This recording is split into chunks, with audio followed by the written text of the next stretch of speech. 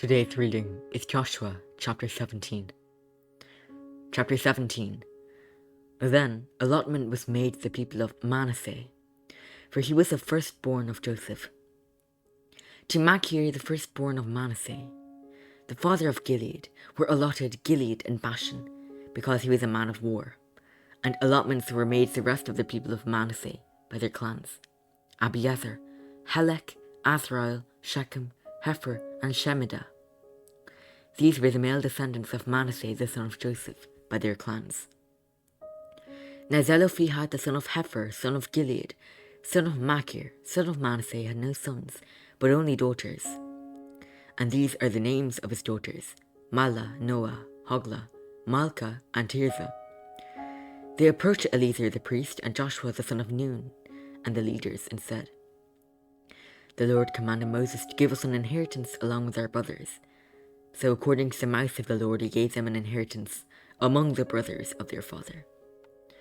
Thus there fell to Manasseh 10 portions, beside the land of Gilead and Bashan, which is on the other side of the Jordan, because the daughters of Manasseh received an inheritance along with his sons. The land of Gilead was allotted to the rest of the people of Manasseh. The territory of Manasseh reached from Asher to Michmasos, which is east of Shechem. Then the boundary goes along southwards to the inhabitants of En-Tappuah.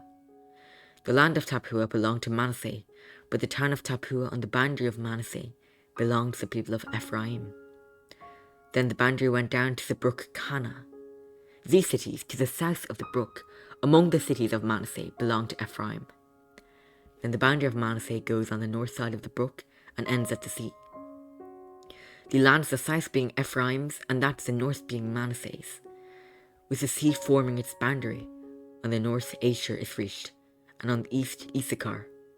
Also in Issachar and in Asher, Manasseh had Beth Shan and its villages, and Ibleam and its villages, and the inhabitants of Dor and its villages, and the inhabitants of Endor and its villages, and the inhabitants of Tanakh and its villages, and the inhabitants of Megiddo and its villages, the third of Naphaz. Yet the people of Manasseh could not take possession of those cities, but the Canaanites persisted in dwelling in that land. Now when the people of Israel grew strong, they put the Canaanites to forced labour, but did not utterly drive them out.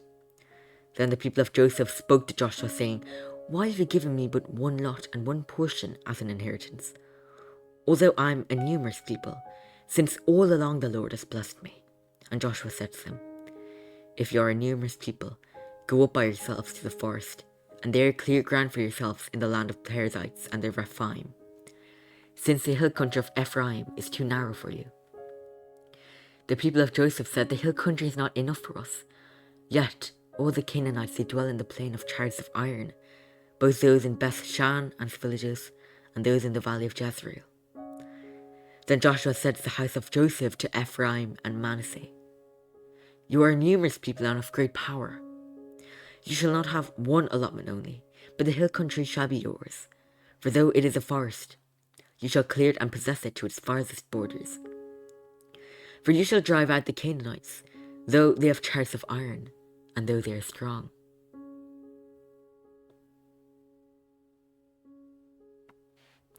This is the word of the Lord. Amen.